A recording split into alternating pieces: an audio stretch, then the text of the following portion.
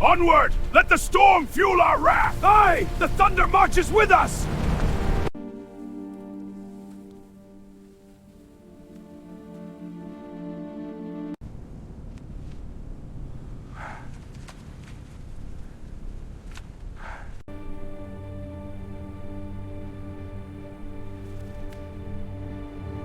The ground remembered the war, even if the men who fought it tried to forget. Silas felt the memory of the conflict through the sole of his worn leather boot. The earth here was sour. It smelled of sulfur rot and the slow creeping rust of buried iron. It was a smell that never washed out, no matter how much rain fell on the frontier. He moved with the slow, deliberate rhythm of a man who knew that a single rush step meant a closed casket. In his left hand, the good hand, he held a heavy iron probe. He thrust it into the damp soil at a 30-degree angle. Push, feel for resistance. Withdraw, move 2 inches to the right. Push again.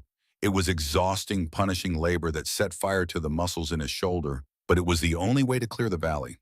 His right hand hung uselessly at his side. It was a mass of twisted scars and locked joints, the fingers curled inward, like the dead claws of a winter-starved bird. The shrapnel had torn through the nerves 3 years ago. 3 years, and he still felt the ghost of the rifle he could no longer hold. He still felt the precise, terrible weight of the 3 seconds he had hesitated. 3 seconds of doubt during an ambush, and the mine had taken his squad. It had taken his hand. It had taken his right to sleep soundly. Now he dug the same kind of mines out of the dirt, one by one. It wasn't penance. Penance was a word for preachers. This was just a bill coming due. The iron tip of his probe scraped against something hard. Silas stopped. The rhythmic sweeping of his arm froze. The forest around him was dead silent. No birds sang in this stretch of the woods. They knew better. He dropped to his left knee, ignoring the damp cold seeping through his denim trousers. He set the probe down and used his working hand to brush away the topsoil. Deliberate, gentle, like brushing dust from a newborn's face. It wasn't a mine casing. It was a rock. Silas let out a slow breath. He wiped the sweat from his forehead with the back of his left forearm. He pushed himself up, ready to step forward and begin the arc again. Then the wind shifted. The sour smell of the rusted earth broke. Beneath it, cutting through the damp chill of the morning, was a sharp, coppery scent, fresh, raw, the smell of open veins. Silas tightened his grip on the iron rod. He didn't reach for the heavy revolver holstered at his hip. His right hand couldn't draw it, and his left was occupied. He turned his body, keeping his weight planted on his back foot. He followed the scent. 20 yards to the east, the tall, pale grass was flattened. A wide, uneven trail had been dragged through the brush, crushing the stems and turning the earth into dark, muddy paste. The trail was painted with broad smears of dark blood already beginning to dry and flake at the edges. Silas followed the drag marks. He didn't walk on the trail itself, the ground hadn't been probed. He flanked it, moving carefully along a rocky ridge where the soil was too shallow to hide explosives. The blood trail went on for nearly 300 yards. It was a testament to a terrifying, stubborn refusal to die. Whoever had dragged themselves this far had done it purely on the strength of their arms. At the edge of a shallow ravine, near a dried-out creek bed, the trail ended. Silas stopped. He leaned his weight on the iron rod and stared. She was lying face down in the mud, her fingers dug deep into the earth, as if trying to pull the entire world toward her. Her skin was a deep, muted green, currently graying from massive blood loss. An orc, a female warrior from the mountain clans. Silas's eyes moved down her form. Her leather armor was shredded, burned black at the edges by a concussive blast. And below her knees there was nothing. Both legs had been severed. The cuts were clean, brutally efficient. The remaining stumps were tightly bound in heavy dark hide strips, sealed with a thick coat of pungent pine tar. The work of a field medic. Someone had found her after the blast. Someone had amputated her ruined legs, stopped the bleeding, and then walked away. They had left her in the middle of a minefield. A small leather skin of water and a rusted hunting knife lay in the dirt about 3 feet from her outstretched hand. A courtesy, a way to choose the hour, if not the method. Silas didn't move. He knew the politics. He knew the history. The humans and the orc clans had bled each other dry for a decade over this territory. A ceasefire had been signed on a piece of paper miles away, but paper didn't stop bullets, and it certainly didn't disarm buried explosives. To his old commanders, the creature bleeding out in the mud was a monster, an enemy, a tally mark. The orc woman stirred. Her shoulders shifted, the muscles pulling tight beneath her ruined armor. Slowly, with an agonizing expenditure of energy, she pushed herself up on her forearms. She turned her head and looked up at him. Silas braced himself for a plea. He waited for the begging, the desperation, the frantic thrashing of a dying animal. It never came. Her eyes were entirely black, sunken into a face cracked by dehydration and pain. But they were steady. They locked onto his face with the cold, evaluating stare of a predator assessing a threat. She didn't look at his dead right hand. She didn't look at the military-issue boots on his feet, boots that belonged to the army that had planted the mine that took her legs. She just looked at his eyes. She wasn't asking for help. She was calculating how long it would take him to kill her. Silas felt a tight knot in his jaw lock. He recognized that look. He had seen it in the mirror every morning for 3 years. It was the look of someone who had decided that the universe was an enemy, and they would not give it the satisfaction of a surrender. He didn't speak. Words were cheap out here. He reached to his heavy leather belt and unhooked his own canteen. It was full. He weighed it in his left hand. Then with a flick of his wrist, he tossed it. The metal canteen hit the soft dirt with a dull thud. It rolled and stopped exactly 2 feet from her hand. Silas watched her. The orc woman looked at the canteen. Then she looked back up at him. Her lips split and bleeding pulled back slightly, revealing slightly pointed teeth. It wasn't a smile. It was a challenge. She refused to move for it while he watched. To scramble in the dirt for an enemy's scraps was a humiliation she would not afford him. Silas understood. He didn't offer a gentle smile. He didn't kneel and whisper comforting words. Comfort was an insult to a warrior's pride. Instead, he took 2 measured steps forward, mindful of the ground. He brought the heavy heel of his combat boot down behind the canteen and kicked it forward. It skidded through the mud and bumped gently against her knuckles. He didn't wait for a thank you. He didn't wait to see if she would drink. He turned his back on her, picked up his iron probe, and walked 20 paces back to where he had left off. He dug the rod into the dirt. Push. Feel for resistance. Withdraw. Move 2 inches. He went back to work. The sun climbed higher, baking the damp earth and turning the ravine into a humid oven. Silas didn't stop. He worked the grid, marking a cleared path with small strips of red cloth tied to twigs. He found 2 more mines before noon. Heavy cast-iron casings packed with shrapnel and volatile powder. The kind designed not to kill a man outright, but to take his legs, turning him into a burden for his squad. The irony was not lost on him as he carefully unscrewed the pressure plates with his left hand, his teeth gripping the edge of the casing to hold it steady.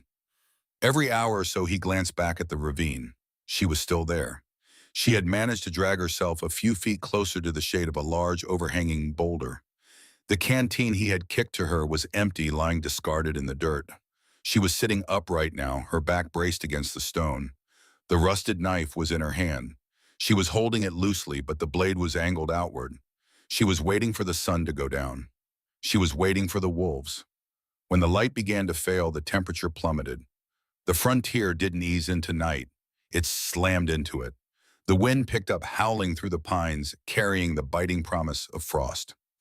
Silas packed his tools into a heavy canvas sack. He slung it over his good shoulder. His cabin was 1.5 miles away. A warm stove, a solid door, a cot. He looked toward the boulder. The darkness was swallowing the ravine. He could barely make out her silhouette against the stone. She was a motionless shadow, a ghost waiting to be collected. Silas closed his eyes. The phantom pain in his right hand flared, a sudden, blinding spike of agony that shot up his forearm and into his chest. It always happened when the cold set in. It always happened when he thought about walking away. 3 seconds of hesitation was all it took to lose everything that mattered. He opened his eyes. He didn't curse. He didn't sigh. He just shifted the weight of his tool bag and walked toward the tree line, heading toward his cabin. An hour later, he came back. The woods were pitch black, illuminated only by the harsh silver sliver of a crescent moon. Silas walked without a lantern. A light made you a target. He knew this path by heart. When he reached the clearing near the ravine, a sudden scraping sound broke the silence. Shh, he stopped. 10 yards away, beneath the boulder, the orc woman had dragged herself upright. She was propped on her thick forearms. In her right hand, she held the rusted knife. She was scraping it against a flat stone, sharpening it in the dark. She couldn't see him, but she had heard him. Silas didn't speak.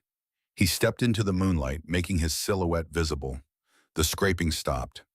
The blade rose, pointing directly at his chest. Even half dead, lacking half her body weight, she projected a lethal coiled violence. Silas unslung the heavy canvas roll from his back. He dropped it onto the ground with a heavy thud. He didn't step closer. He kept a deliberate, respectful distance of 10 feet. A boundary. He crouched, using his one good hand to unroll the canvas.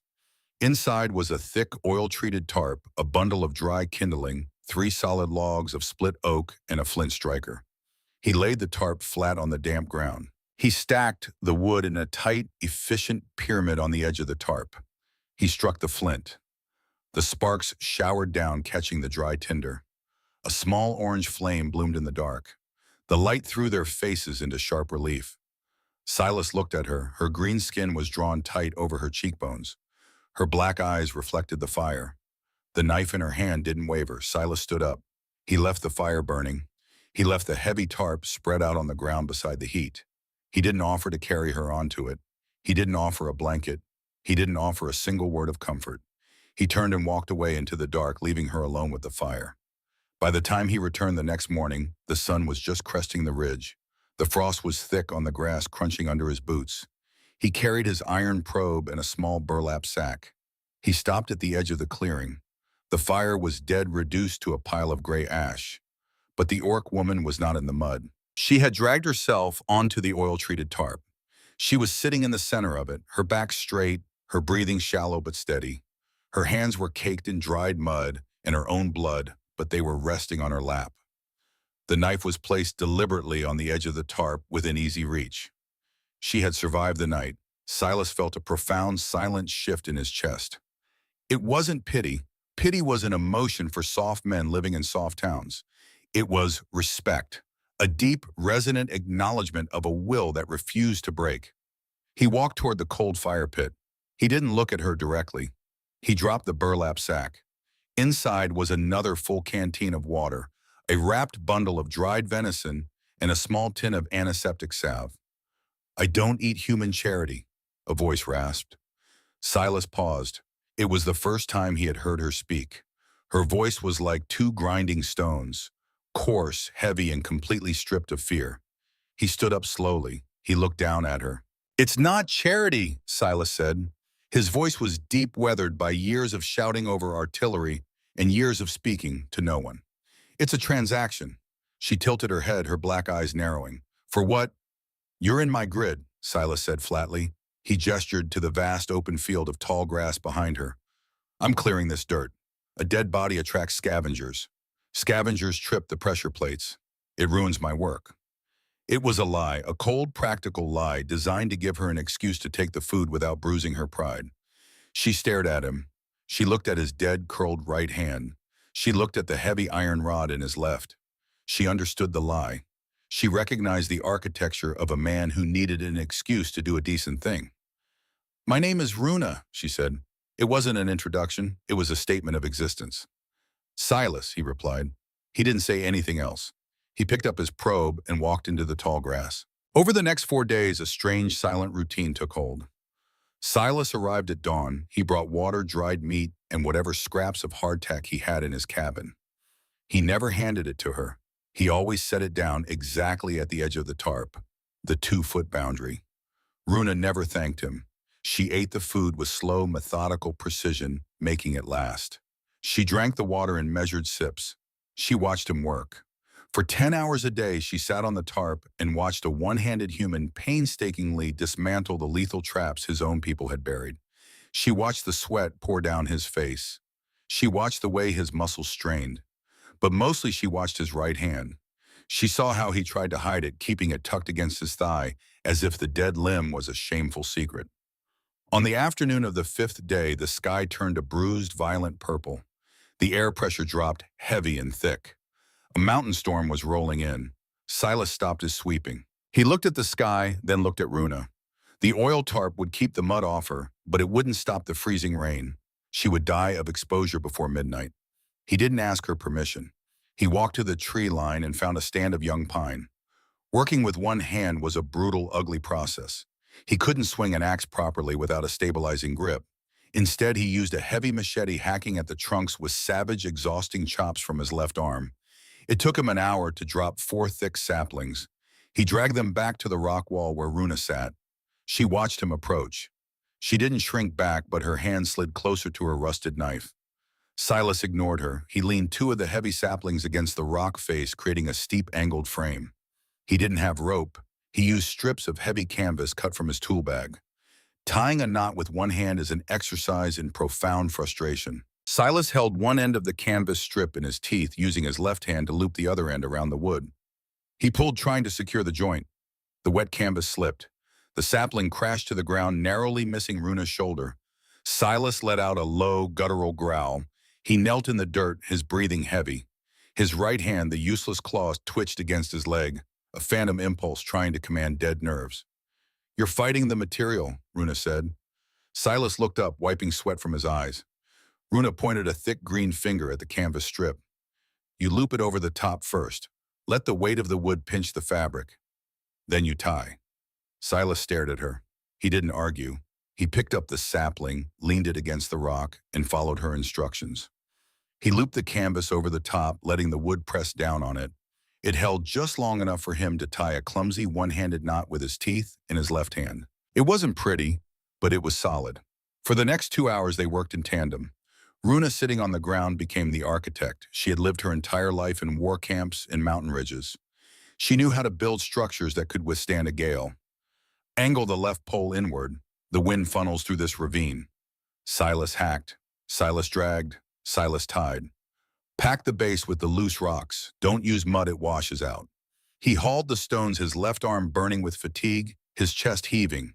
He piled them against the base of the frame, creating a low protective wall against the coming water. Finally, he threw his large canvas tarp over the frame, securing it to the rocks with heavy stones. It was a crude, low-slung lean-to. It was cramped, dark, and smelled of pine sap and sweat. But it was completely windproof. The first heavy drops of rain began to fall just as he finished. Cold, hard strikes against the canvas. Silas stepped back. He was covered in mud, his breathing ragged. He looked at the shelter, then at Runa. "Get in," he said. Runa looked at the dark opening of the lean-to. Then she looked at Silas. "Are you going back to your wooden walls?" "Yes." "Then I stay out here." Silas closed his eyes. The sheer, terrifying stubbornness of the woman was beyond reason. "It's freezing rain, Runa. You'll drown in the mud." "I do not hide in human cages while the human sleeps warm," she stated, her voice iron hard. Silas stared at her. The rain was picking up, soaking his shirt, running down his face. He could feel the cold seeping into his joints. He looked at the shelter he had just spent 2 hours building to keep her alive. He looked at her ruined legs. He looked at the immense, unyielding pride in her dark eyes. He didn't argue. He didn't plead. Silas walked to his tool bag. He picked up his heavy iron probe. He walked to the opening of the lean-to and sat down in the mud right in the entrance, blocking the rain from blowing inside. He didn't go inside the shelter. He sat on the outside, exposed to the elements, his back to her. "What are you doing?" Runa demanded, her voice rising above the sound of the rain. "I'm resting," Silas said, staring out into the dark, rain-swept minefield. "My grid is flooded. I can't work." "Go to your house." "No. I don't need a guard." "I'm not guarding you," Silas said gruffly. "I'm guarding my tools." He pulled the collar of his coat up against the driving rain. He crossed his arms over his chest, his dead right hand tucked into his jacket for warmth. He sat there, an immovable stone blocking the storm. Behind him, inside the dry, quiet space of the lean-to, he heard the slow, agonizing sound of a body dragging itself across the dirt. He heard the rustle of the canvas as Runa pulled herself deep into the shelter out of the freezing downpour. She didn't say thank you. Silas didn't expect her to. He sat in the mud and the rain, guarding the entrance to a crude tent in the middle of a minefield, listening to the steady breathing of an enemy he was slowly keeping alive. The storm raged for 2 days. When the skies finally broke, washing the valley in a cold, harsh sunlight, the dynamic had shifted. The 2-foot boundary remained, but the silence had changed. It was no longer the heavy, hostile silence of two killers waiting for the other to strike. It was the functional, measured silence of two mechanics working on the same broken engine. Silas brought heavier wood. He didn't just bring scraps. He brought solid planks of cured oak from his own shed. He dumped them near her shelter. He dropped a handful of rusted nails and a heavy iron hammer beside them. "I can't carry you out of here," Silas said, not looking at her. "And you can't crawl through the grid. The mud is too soft now. You'll set off the tripwires." Runa looked at the wood. She looked at the hammer. "What is this?" "A platform, 4 wheels, low to the ground. You can push it with your hands." Silas pointed to the heavy wooden axles he had crudely carved. "But I can't assemble it. Not with this." He held up his right hand, the scarred, locked fingers on display in the daylight. Runa stared at his hand. She didn't look away in pity. She studied it with the clinical eye of a warrior assessing a battlefield wound. She saw the severed tendons. She saw the way the muscles had atrophied. "Give me the hammer," she said. Silas handed it to her handle first. For the next 3 hours, Silas became the hands and Runa became the grip. He held the heavy oak planks in place with his left arm, pressing his body weight against the wood to keep it steady. Runa, sitting up in her shelter, took the nails. With her thick, calloused fingers, she set the nail perfectly straight. Silas couldn't swing the hammer with his left hand while holding the wood. "I will swing," Runa said. She took the heavy iron hammer. Her arms, thick with muscle forged from a lifetime of mountain warfare, swung the tool with devastating precision. One strike. The nail drove deep into the oak. A second strike sank it flush. They moved around the small platform. Silas holding measuring bracing, Runa setting and striking. They were inches apart. Silas could smell the wild, earthy scent of her skin, the pine tar on her bandages. Runa could smell the stale sweat and gun oil on his clothes. Neither pulled away. They were focused on the work. They were building mobility. They were building survival. When the last nail was driven into the crude wooden wheels, Silas stepped back. He was breathing hard. Runa set the hammer down. She looked at the small, square wooden platform on 4 rolling wheels. It was ugly.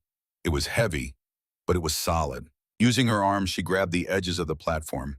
With a massive heave of her upper body, she lifted her torso and swung her hips over, dropping the stumps of her legs onto the wood. She grabbed the large wooden wheels. She pushed. The platform creaked loudly, the wood grinding against the axles. But it moved. It rolled out of the lean-to and into the sunlight. Runa pushed harder, her arms driving the wheels, steering herself across the packed dirt of the clearing.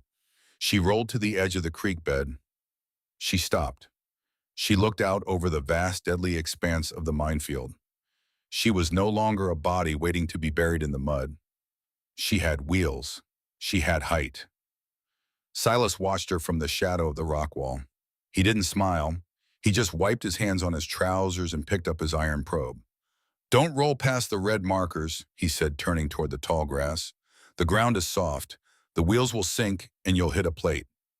Runa turned her head. She looked at his broad back as he walked back into the danger zone, the heavy iron rod swinging in his left hand, his right hand dead at his side. She reached down into the folds of her shredded leather armor. Her fingers found something hard and smooth, a fragment of thick, curved bone. The antler of a mountain stag, shattered in the explosion that had taken her legs. She pulled it out. She held it in her palm, feeling the weight tracing the curve of the bone. She looked at Silas's back, at the way he carried his ruined right arm. She picked up her rusted knife. She placed the blade against the bone. She didn't know how long it would take. She didn't know if he would let her near him, but she began to carve, slowly, deliberately, one shaving at a time. She was a warrior of the mountains, and she understood the fundamental law of the frontier. You do not leave a broken tool in the dirt if you can forge it into something sharper. The days turned into a grind of wood iron and silent endurance. Routine settled over the valley like a heavy blanket. Every morning, Silas walked the grid. Every morning, Runa rolled her crude wooden cart to the edge of the safe zone. She watched the man with the dead hand dig up the sins of his own army. While he worked, she worked. She kept the rusted knife sharp. She kept her back to the rock wall. And beneath the folds of her leather tunic, hidden from his line of sight, she scraped the blade against the shard of stag bone. Shaving by shaving, she was measuring him from afar, the width of his palm, the angle of his locked joints, the exact circumference of his ruined wrist. She didn't ask for his measurements. A warrior didn't ask. A warrior observed. By the end of the second week, the pine tar on her bandages began to crack. The heavy hide strips binding her stumps were fraying, loosened by the constant friction against the wooden cart. Infection out here didn't announce itself. It crept in through the dirt and took a limb, then a life in a matter of days. Silas noticed it before she said a word. He came to the clearing at dusk, carrying a heavy canvas pouch. He set it down on the 2-foot boundary. Inside was a roll of clean boiled linen and a small clay jar of yarrow salve he had crushed himself. They need changing, Silas said. He didn't look at her legs. He looked at the tree line. Runa stared at the pouch. Her own hands were strong, but rewrapping the heavy stumps required leverage she didn't have sitting on the cart. It required someone to hold the tension while the other pulled the knot. She looked at him. I cannot pull the leverage alone. It was an admission of weakness. It cost her something to say it. Silas heard the cost in the rough gravel of her voice. He stepped over the 2-foot line. He dropped to one knee in the mud beside her cart.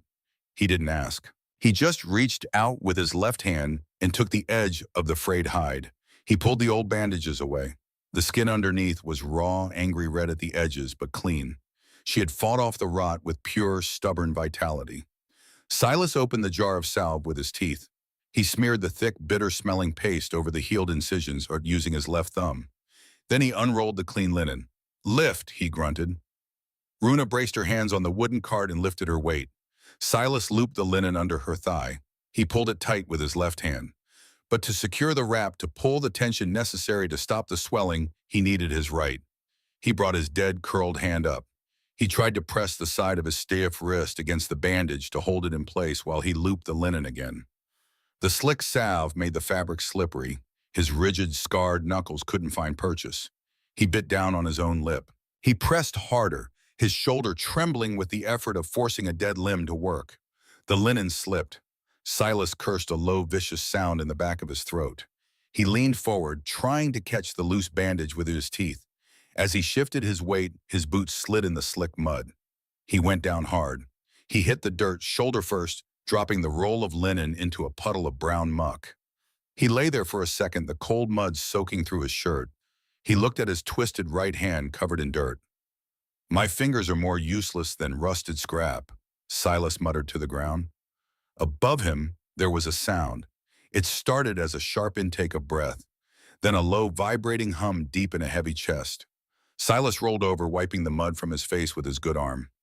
Runa was looking down at him. Her broad green shoulders were shaking. Her lips were pressed tightly together, but a sound was escaping anyway. It was a dry, rasping noise, like two pieces of old sandpaper rubbing together, like an engine trying to turn over without oil. She was laughing. She leaned down, her thick arms snatching the clean end of the linen from the mud. You fight the fabric, she rasped, the ghost of a grin cracking the dried mud on her face. You fight the wood. You fight the dirt. Is there anything you humans do not try to beat into submission? Silas sat up. He looked at her. He looked at the mud on his own chest. A slow, reluctant breath pushed its way out of his lungs. The corner of his mouth twitched. It wasn't a full smile. A full smile would have broken his face, but a low, rumbling chuckle vibrated in his chest. Only the things that fight back, he said. Runa's dark eyes gleamed. She took the linen. With a brutal, practiced efficiency, she used her teeth to hold one end, her right hand to pull the tension, and her left to secure the knot. She tied it in 3 seconds. A perfect blood-stopping battlefield knot. The tension in the clearing evaporated. The thick, suffocating wall of pride and suspicion shattered, replaced by the quiet, unspoken camaraderie of two veterans realizing they were both permanently broken. The laugh changed the air. They didn't speak of it again, but Silas didn't leave the food at the 2-foot line the next morning. He handed it to her. 3 days later, the mountain decided to test them. The temperature plummeted 20 degrees in an hour. The sky didn't just darken, it turned a sickly, bruised black. The wind came howling down the Appalachian slopes, carrying a bitter driving sleet that cut like ground glass. Silas was inside his cabin when the storm hit. He was feeding thick logs of oak into the cast iron stove, trying to drive the damp chill out of his bones. Then he felt it. It started as an itch in his missing fingers, the ones that had been buried in a pine box 3 years ago. The itch turned into a spark. The spark turned into a roaring invisible fire. The phantom pain. Silas dropped the iron poker. He gripped his right forearm with his left hand, squeezing the muscle until his own knuckles turned white. His jaw locked. It felt like his hand was being held inside a blast furnace. The severed nerves were misfiring, sending panic signals to a brain that couldn't process the loss. He leaned against the wooden wall, riding the wave of agony, breathing through his nose in sharp, hissing gasps. If it was hitting him this hard, he knew what was happening in the valley. Through the howling of the wind cutting through the sound of ice lashing against the window panes, he heard it. A scream, not a scream of fear. A roar of absolute, unadulterated agony. The sound of a trapped animal chewing off its own limb to escape. Silas didn't think. He didn't put on his heavy coat. He kicked the cabin door open and stepped out into the freezing sleet. The night was pitch black. The wind hit him like a physical blow, driving the icy rain into his eyes. The minefield lay between his cabin and the rock wall. 300 yards of uncleared volatile earth. He needed his iron probe. He needed his lantern. He needed to step carefully. The scream tore through the night again, ragged and desperate. Silas broke into a run. He left the probe on the porch. He left the lantern unlit. He plunged into the tall grass, his boots pounding against the soft, dangerous earth. He ran on pure memory and reckless instinct. He knew the general layout of his grid. He knew where the heaviest clusters were. But running in the dark in the mud was a suicide gamble. He didn't care. The sound of her screaming was worse than the thought of the blast. He tore through the brush, his lungs burning with the freezing air. His boot caught a hidden root, and he stumbled, his shoulder slamming into the trunk of a dead pine. He scrambled up, his left hand tearing through the thorns, his right hand throbbing with invisible fire. He burst into the clearing. The crude lean-to was shuddering under the wind. Runa was not on her cart. She had thrown herself onto the dirt floor. Her massive hands were locked onto her own thighs in a death grip. Her eyes were rolled back, her jaw wide open in a silent, continuous roar. The cold had triggered the damaged nerves in her stumps.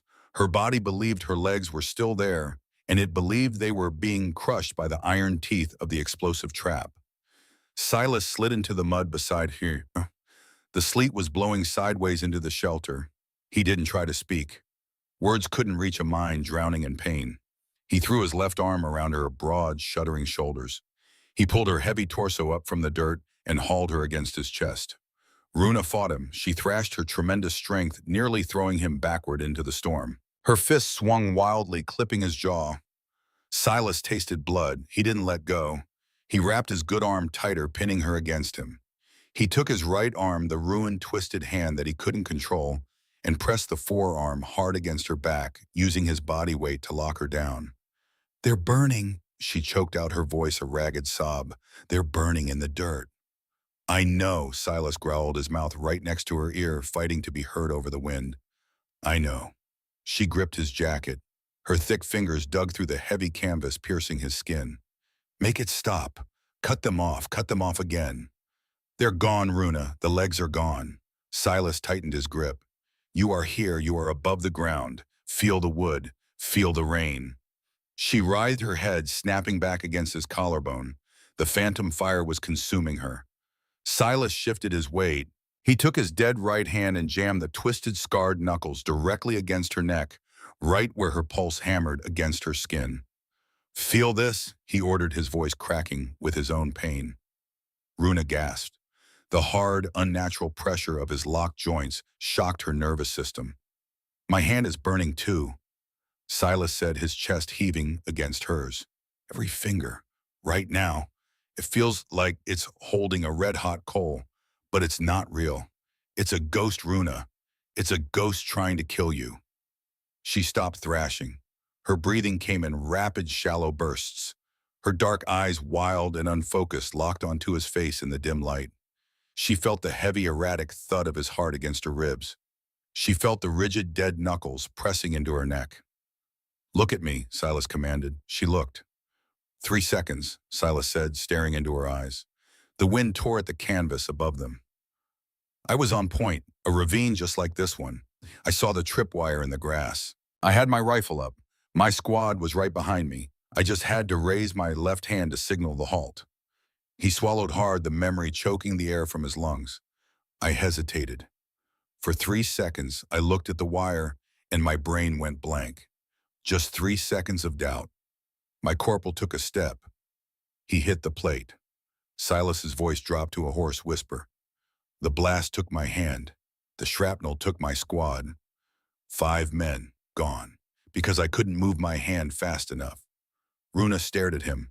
The phantom pain in her legs was still there, but the sheer crushing weight of the human's guilt anchored her. It gave her something heavier to hold on to. "The ghost doesn't get to win tonight," Silas said fiercely, his chin resting against her forehead. "Not mine. Not yours. You stay here. With me." Runa's grip on his jacket slowly loosened. The manic terror in her eyes receded, replaced by bone-deep exhaustion. She didn't pull away from him. She let her heavy head rest against his shoulder. They sat in the mud for hours. The storm raged outside, battering the Appalachian pines. Inside the lean-to, the Kuban with the dead hand and the orc warrior with the missing legs leaned against each other, using the warmth of their bodies to hold back the ghosts of the war. By dawn, the storm had broken. The sky was a pale, washed-out gray. The air was dead calm. Silas was still sitting in the dirt, his back against the rock wall. Runa was asleep, her head pillowed on his left thigh. His right arm was numb from being pinned awkwardly between them. He didn't move. He just watched the morning mist roll over the minefield. A sharp snap of a twig broke the silence. Silas's eyes darted toward the tree line. His left hand slowly reached for the heavy revolver at his hip. A figure stepped out of the morning fog.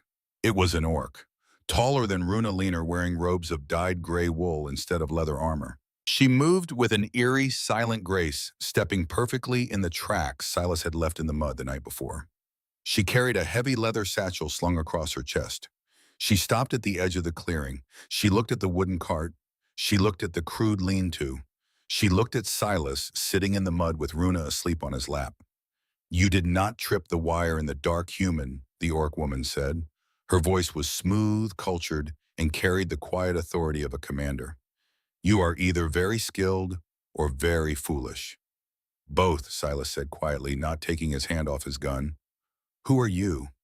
"My name is Morwen," she said, her eyes dropping to Runa's sleeping face. "I am the healer who bound her wounds. I am the one who cut away her legs." Silas felt the muscles in his jaw tighten. He looked at the orc who had left a bleeding woman in a minefield. He didn't draw his gun, but his thumb rested heavily on the hammer. Runa shifted. The sound of Morwen's voice cut through her exhaustion. Her dark eyes snapped open. She sat up quickly, her arms pushing her off Silas's lap. She looked at the edge of the clearing. Her spine went rigid. "Morwen." "Runa," the healer replied, bowing her head slightly. It was a gesture of respect that Silas hadn't seen between enemies out here. "You came back to check your work," Runa asked, her voice dripping with venom. She reached for the rusted knife beside her cart. "I came to see if you survived the winter freeze," Morwen said, stepping closer.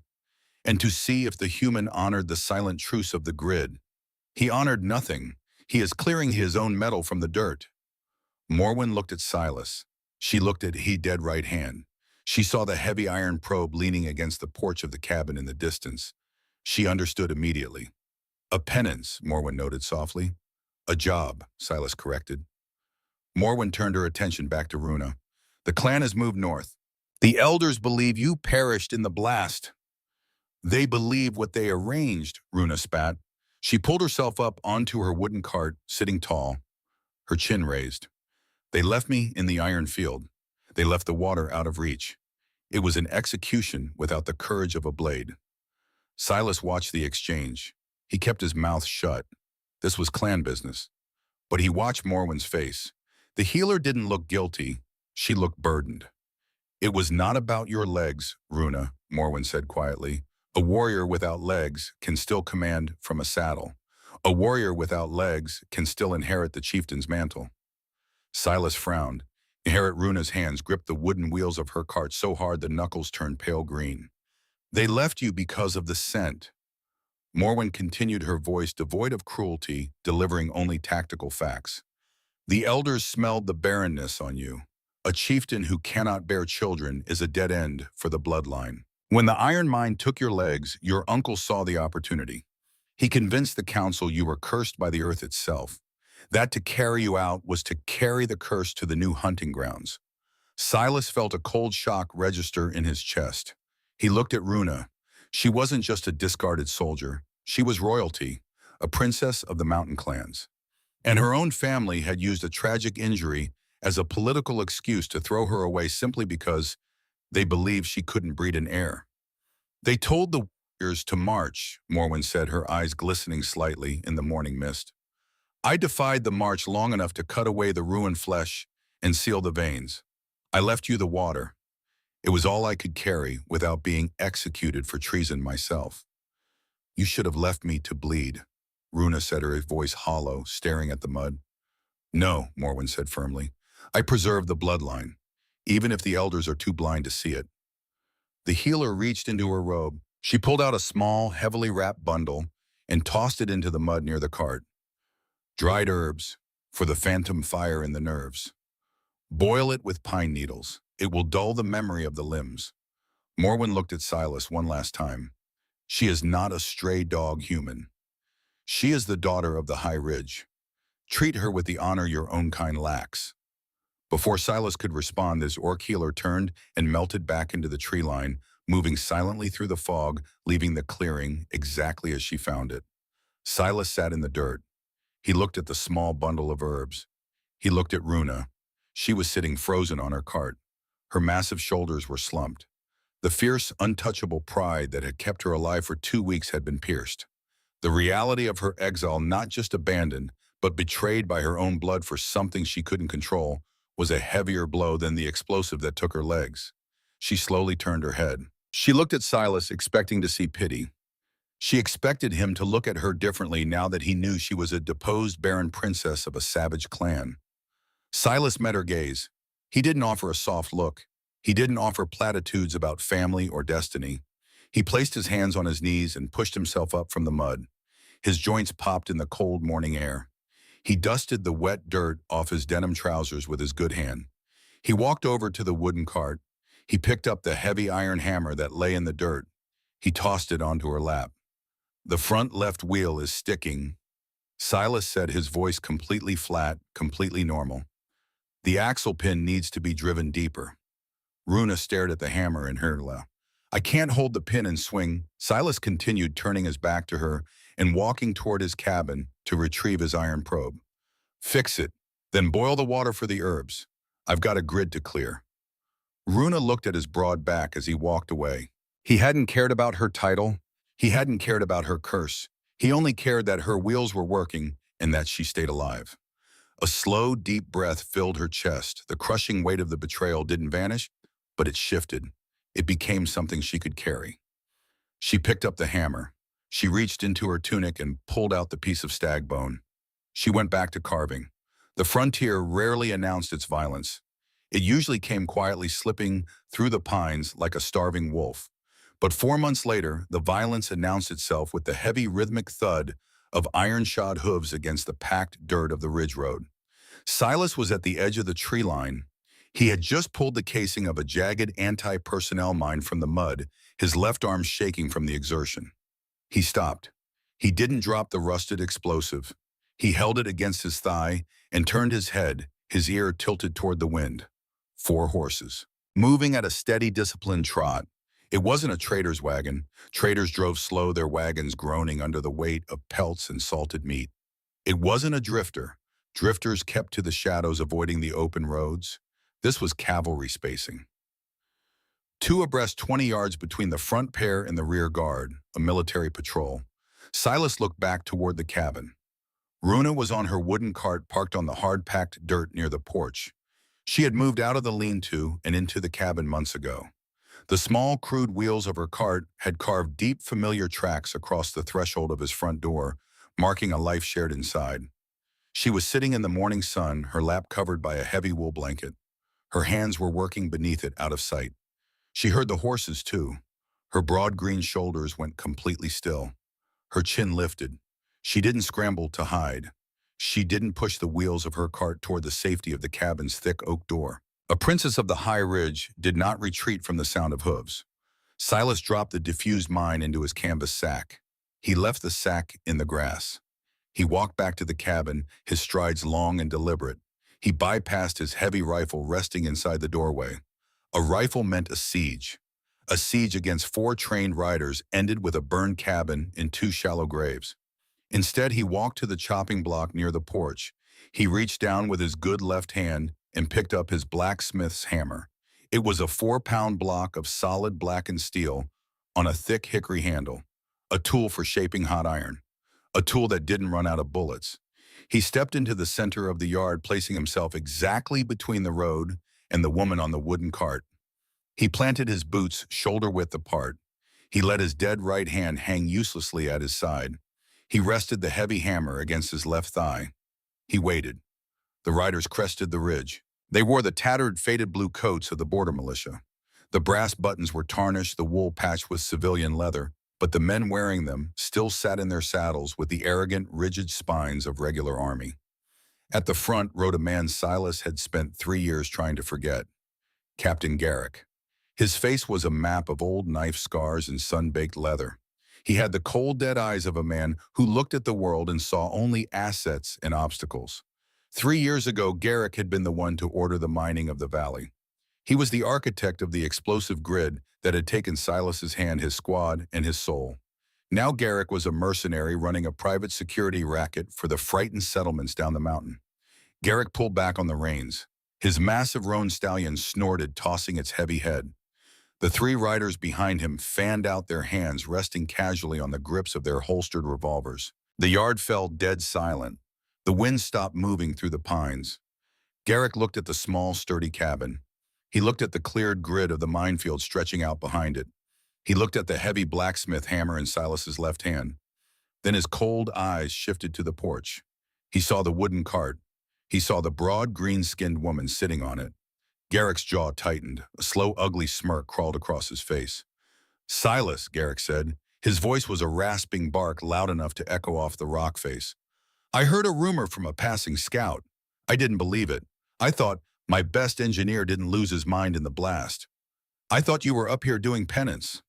Silas didn't blink. "State your business, Garrick. You're off your patrol route." "Border security is my business," Garrick replied, leaning forward in the saddle.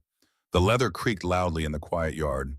"And right now I'm looking at a hostile asset sitting on your front porch." "She's not a hostile asset. She's a cripple," Silas said flatly. "And she's on my land. The treaty says all Orc combatants retreat past the northern ridge." Garrick stated, his voice dropping its mock-friendly tone. "Any found south of the river are considered saboteurs. Spies. They are to be executed on sight. The war is over, Captain." "The war is never over for them," Garrick spat, pointing a thick finger at Runa. "Look at it. It's a mountain savage. It doesn't farm. It doesn't build. It just kills." Silas tightened his grip on the hickory handle. The muscles in his thick left forearm coiled like steel wire. "She hasn't killed anything but a few rabbits since she got here. She's missing half her body, Garrick. What threat is she to you?" "Oh." Garrick's eyes darkened. He knew exactly who Runa was. Morwen's whispers had reached the human settlements. The exiled princess. The barren heir. If Garrick brought her head back to the human governors, the bounty would buy him a mansion in the capital. And more importantly, if he killed her, he buried the evidence. He buried the fact that his illegal mines laid long after the ceasefire was drafted were still tearing people apart. "She's a loose end," Garrick said coldly. He didn't bother hiding his true motive anymore. "And you are standing in the way of a military operation. Step aside, Silas. We'll make it quick. We'll even drag the carcass into the woods for you." Behind Garrick, the 3 militiamen drew their revolvers. The metallic click of 3 hammers pulling back sounded like breaking glass in the crisp morning air. Silas didn't flinch. He took 1 step forward. He raised the heavy blacksmith hammer. He didn't point it at Garrick. He held it across his chest, a solid bar of wood and iron separating the riders from the porch. No, Silas said. The word was quiet, but it carried the absolute immovable weight of a mountain. Garrick stared at him. You're drawing a weapon on your own commanding officer over a piece of green meat. You haven't been my commander for 3 years. Silas rumbled, his voice vibrating with a dark, terrible anger. You're a scavenger, Garrick. You buried iron in the dirt and ran away when the ink dried on the treaty. You let men like me and women like her pay your tab. She is an orc, Garrick roared, losing his composure. His horse sidestepped nervously. Her kind slaughtered our boys at the river crossing. She is a monster. A sound cut through the tension, the squeak of wooden wheels. Silas didn't turn around, but he felt her move. Runa pushed her cart forward, rolling off the wooden planks of the porch and onto the hard dirt of the yard. She stopped exactly 2 feet behind Silas. She reached down and grabbed the thick wool blanket covering her lap. With a violent sweeping motion, she threw the blanket aside. The morning sun hit her scars. The hide bandages had been removed. What was left were 2 brutally severed stumps, thick with knotty pale scar tissue, and the dark, shiny residue of boiled pine tar. They ended bluntly, horrifyingly, where strong knees used to be. It was an ugly, undeniable testament to human engineering. Runa didn't look down at her ruin. She locked her black, fathomless eyes on Garrick. She sat tall on the crude wooden cart, her massive chest rising and falling. Look at the monster you made human. Runa's voice grated across the yard, rough and heavy as grinding stones. Look at the great victory of Captain Garrick. A woman sitting on a box. Garrick's militiamen shifted uncomfortably in their saddles. They were killers, but they were men who shot from a distance. They shot at silhouettes in the trees. Confronting the raw, butchered reality of their own explosive traps, looking at a mutilated woman who refused to beg, made the revolvers heavy in their hands. Shoot her, Garrick hissed, sensing his men wavering. No one fired. Silas shifted his weight. His left arm brought the hammer up higher. The first man who pulls a trigger, Silas said, his voice dropping to a low, lethal calm, gets this hammer through his skull, and I will still have enough at times to pull Garrick off that horse and crush his throat with my knee before I bleed out. It wasn't a threat, it was a tactical guarantee. Silas was a man who walked into minefields for a living. He had already died 3 years ago in the dirt. He had absolutely nothing to lose. A man with nothing to lose is the most dangerous creature on earth. Garrick looked at the heavy hammer. He looked at Silas's dead, cold eyes. He looked at the 3 men behind him, seeing the hesitation in their posture. A gunfight here meant casualties. Garrick didn't fight battles where he might bleed. He yanked the reins hard, turning the roan stallion. You're a traitor to your own blood, Silas. Garrick spat, his face twisted in disgust. You chose a crippled animal over your own kind. I chose right over easy, Silas said softly. Now get off my land. Garrick stared at him for a long, venomous second. This isn't over. We're miles from the border. I'll ride to the garrison. I'll bring back 20 men by nightfall. Let's see your hammer stop a firing squad. Garrick kicked his spurs into the horse's flanks. The beast bolted. The 3 militiamen holstered their weapons and followed, kicking up a thick cloud of yellow dust as they galloped back toward the ridge. Silas stood perfectly still. He watched the dust settle. He listened until the sound of the hooves faded completely into the wind. Only then did he lower the hammer. The heavy steel head hit the dirt with a dull thud. Silas let go of the handle. He didn't turn around. He stood with his back to Runa, his broad shoulders rising and falling rapidly. He was shaking. It wasn't fear. It was the adrenaline crashing through his system, colliding with the sudden, violent flaring of the phantom pain in his right hand. The stress had triggered the dead nerves. His twisted, locked fingers twitched involuntarily against his thigh. He gritted his teeth, a low groan escaping his throat, as the invisible fire consumed his arm. He had just declared war on his own army. He had just signed his own death warrant. Silas. Her voice was quiet. It didn't sound like grinding stones anymore. It sounded like deep earth. He slowly turned around. Runa was sitting on the cart. The blanket was still on the ground. She wasn't looking at the road where the riders had vanished. She was looking at him, at the sweat on his face, at the tremor in his shoulders, at his dead right hand. She reached into the folds of her leather tunic. She pulled out the object she had been secretly carving for weeks. Silas looked at it. His eyes narrowed, trying to make sense of the shape through the haze of pain. It was the stag bone, but it was no longer just a shard of antler. Runa had transformed it. It was a masterpiece of crude, desperate engineering. She had hollowed out the center, creating a deep, smooth channel lined with soft rabbit fur she had traded from a passing trapper weeks ago. The outside of the bone had been filed down, shaped to perfectly match the curve of a human forearm and palm. But the brilliance was in the grip. She had carved three deep, rigid notches into the top of the bone, angled precisely to hook under paralyzed knuckles. Along the sides, she had bolted thick, durable straps of oiled leather punched with iron buckles. It wasn't a weapon, it was a splint, a mechanical brace designed to force dead tendons into a locked, functional grip. "Come here," Runa said. Silas stared at the bone. He didn't move. His chest felt tight, the air suddenly too thin to breathe. "Come here, Silas," she repeated, extending at her massive green hand holding the carved brace. He took a step forward, then another. He stopped in front of her cart. He looked down at her. "Give me the ghost," she said softly, looking at his right hand. Silas slowly lifted his right arm. His hand was a claw, the fingers curled tightly into the scarred palm, locked by years of atrophy and nerve damage. It throbbed with the agonizing phantom fire. Runa took his wrist gently with her left hand. Her touch was warm, solid. She didn't flinch at the ugly, twisted scars. With her right hand, she slid the hollowed stag bone over his fingers, pushing it up until the base rested against his forearm. She guided his locked knuckles into the carved notches. The fit was exact, down to the millimeter. She had spent weeks watching him work, memorizing the exact geometry of his ruin. She took the heavy leather straps. She pulled the first one tight across his forearm, buckling it securely. She pulled the second one across the back of his hand, pulling the tension hard. "Brace," she ordered. Silas gritted his teeth. The physical pressure of the bone and leather pressing against his dead nerves sent a shockwave of actual physical sensation up his arm. It overwhelmed the phantom pain. The ghost fire vanished, replaced by the heavy grounding reality of the brace. Runa pulled the final strap. The thick leather looped over his curled fingers. She yanked it downward with her tremendous strength, using the bone notches as a fulcrum. Silas gasped. His dead fingers moved. The tension of the leather strap, anchored by the rigid bone splint, forced his curled fingers downward, opening the claw into a wide, stiff C shape.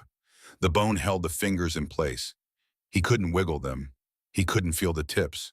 But the hand was open. It was a functional hook. A grip. Runa tied off the strap. She let go of his arm. "Squeeze," she said, looking up at him, her black eyes shining in the sunlight. Silas looked at his right hand. It was encased in white bone and dark leather. It looked barbaric. It looked beautiful. He engaged his forearm muscles, the ones that still worked. The tendons pulled against the bone brace. The rigid fingers clamped down. It worked. The grip was locked. The bone took the pressure that his joints could no longer hold. He didn't reach for the hammer. He didn't reach for a tool. Silas dropped to his knees in the dirt. He reached out with his right hand, the braced, bone-clad hand, and grasped Runa's left hand. His stiff, braced fingers closed around her thick green palm. The grip was strong. It was solid. For the first time in 3 years, Silas held another living being with his right hand. He didn't say a word. The language of men had no vocabulary for what was happening in his chest. A massive, suffocating weight that he had carried since the ambush shattered, falling away like rusted iron. He looked into her eyes. He didn't see an orc. He didn't see a cripple. He didn't see an exile. He saw the woman who had just given him his life back. Runa's hand gripped his in return, her thick fingers wrapping around the bone brace. Her face, hardened by a lifetime of betrayal and war, softened. The fierce, untouchable princess of the mountain clans leaned forward. She pressed her forehead against his shoulder. Silas wrapped his left arm around her back, holding her tight against him. They knelt in the dirt of the yard, surrounded by the ghosts of the minefield, two halves of a broken world, finding a way to fit together. But the frontier didn't allow for long celebrations. Silas pulled back. The reality of Garrick's threat crashed over him. 20 men, Silas said, his voice urgent. He stood up, pulling her up slightly with his newly functioning right grip. "By nightfall, we have maybe 6 hours." Runa nodded, her face instantly returning to the mask of a warrior. They will burn the cabin. They will sweep the woods. We can't fight 20 rifles, not out in the open. Silas looked at the heavy wooden wagon parked near the shed. It was large enough. We pack. Food tools the forge bellows. We take the wagon and we head west, deep into the neutral zone, over the paths where the militia won't follow. You are leaving your grid, Runa said quietly, looking at the red flags fluttering in the tall grass, the penance he had dedicated his life to. The grid is done, Silas said, looking at her. I'm done digging up the past. It's time to build. They moved with frantic, silent efficiency.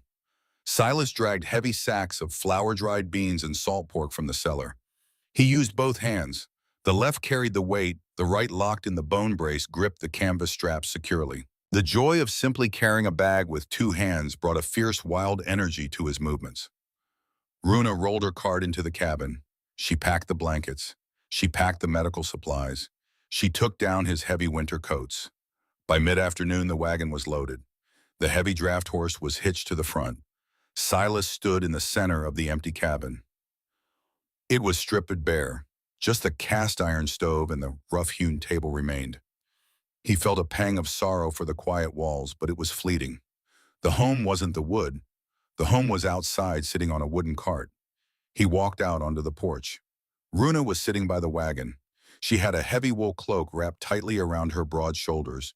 She was staring at the ground, her hands resting quietly on her lap. I'll lift you up onto the bench, Silas said, walking toward her. Runa didn't look up. Silas, he stopped. The tone of her voice was strange. It wasn't the hard gravel of a warrior. It was low, hesitant. What is it? He asked, his hand dropping to the revolver at his hip, scanning the tree line. Do you hear horses? No. She finally lifted her head. Her black eyes were wide, carrying a vulnerability he had never seen before. She looked at her own stomach.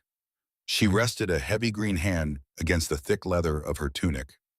The morning sickness, she said softly. I thought it was the rot in the meat. I thought it was the phantom pain moving up my spine. Silas froze. The wind whipped through the yard, but he didn't feel the cold. My clan elders, Runa swallowed hard, her voice trembling for the first time since he had met her. They left me in the dirt because they said I was barren. They said a warrior without a cent could never carry a child. They stripped my title because I was a dead end. She looked up at Silas. A single tear, heavy and bright, broke loose and tracked through the dried mud on her cheek. They were wrong, Silas. The words hung in the air. Silas couldn't breathe. The blacksmith hammer, the minefield Garrick, the militia, it all vanished. The entire world shrank down to the space between them. A child, an orc-human child, a bridge between two species that had spent a decade slaughtering each other. A child born of a man with a dead hand and a woman with no legs. The absolute undeniable proof that the destruction of the past did not dictate the future. Silas took a slow, deep breath. He looked at his right hand encased in the bone brace she had carved for him. He looked at the woman who had refused to die in his minefield. He stepped forward. He didn't kneel this time. He bent down and slid his left arm around her back. He slid his braced right arm under her thighs. He lifted her. Runa was incredibly heavy, dense with muscle, but Silas didn't stagger. He carried her up onto the wooden bench of the wagon, setting her down gently. He wrapped the heavy wool blanket around her waist. He looked into her eyes. We ride west, Silas said, his voice thick with a ferocious, unbreakable vow. We find a valley with no iron in the dirt. We build a forge, and we raise our family. Runa nodded, her fierce smile returning, cracking through the tears. Silas climbed up onto the bench beside her. He reached for the heavy leather reins. He took the left rein with his good hand. He took the right rein with his right hand. The stag bone brace forced his locked fingers to clamp down tightly over the thick leather strap. The grip was perfect. He snapped the reins. Ha! The heavy draft horse leaned into the harness. The wagon lurched forward, the wooden wheels grinding against the dirt. They rolled out of the yard. They didn't look back at the empty cabin. They didn't look back at the minefield. They didn't wait for Garrick and his militia. They drove into the tree line, disappearing into the dense green shadows of the Appalachian frontier, leaving the Valley of Ghosts behind them forever. 4 years later, the sound of iron striking iron rang out across the high mountain pass. It was a sharp musical sound, rhythmic, steady, the heartbeat of a valley that had never seen a war. The forge stood at the edge of a deep, crystal-clear lake surrounded by towering, snow-capped peaks, miles beyond the borders of the human militia and the orc clans. It was a massive open-air structure built of thick, raw timber and riverstone. Inside, the heat of the fire rippled the air. Silas stood at the heavy steel anvil. He was older, his hair dusted with silver, his face weathered by the harsh mountain sun. He wore a thick leather apron, his chest bare and slick with sweat. In his left hand, he held a heavy blacksmith's hammer. In his right hand, he held the long iron tongs gripping a glowing white-hot bar of steel. His right forearm was wrapped in a masterpiece of leather and bone. The original crude stag splint had been refined. It was now polished smooth, reinforced with brass rivets, and padded with cured deer hide. The brace locked his ruined fingers in an iron-tight grip around the tongs. He swung the hammer. Clang! The steel flattened. He rotated the tongs flawlessly with his braced hand. Clang! The shape of a plowshare began to form. He wasn't digging up explosives anymore. He was forging tools to break the earth. He was making life. More air, little one, Silas called out over the roar of the fire, a wide, genuine smile breaking across his scarred face. The steel is getting stubborn. Next to the massive brick hearth, a small figure stood on a wooden stool. The boy was 3 years old. He was broad-shouldered, incredibly strong for his age. His skin was a pale, dusty olive, a perfect blend of human pink and orc green. His hair was a shock of thick black curls. The boy giggled, a bright, chiming sound that cut through the heavy heat of the forge. He threw his entire body weight onto the wooden handle of the massive leather bellows. The bellows groaned. A blast of air shot into the coals. The fire roared, turning a brilliant, blinding yellow. "That's it," Silas laughed, striking the anvil again. "Hit it hard." Outside the open doors of the forge, sitting in the shade of a massive oak tree, Runa watched them. She was sitting in a new chair. It wasn't a crude wooden cart anymore. Silas had spent a month forging it. It had large spoked iron wheels perfectly balanced with a comfortable high-backed leather seat. She could maneuver it with a single push of her powerful arms. She wore a tunic of fine woven wool, her dark hair braided with small beads of polished steel. She looked out at the lake, then back at the forge. She watched the human man with the broken hand teach their son how to make the fire burn hotter. She watched the sweat on Silas's back. She listened to the laughter of the child the world had said she could never have. Runa leaned back in her iron chair. She rested her hand on her stomach, feeling the faint fluttering kick of the second child growing inside her. The world had tried to break them. It had taken their limbs, their homes, and their people. It had left them in the mud to die. But the world had forgotten a simple rule of the frontier. When you leave a broken tool in the dirt, someone will eventually pick it up, hold it in a braced hand, and use it to build a kingdom.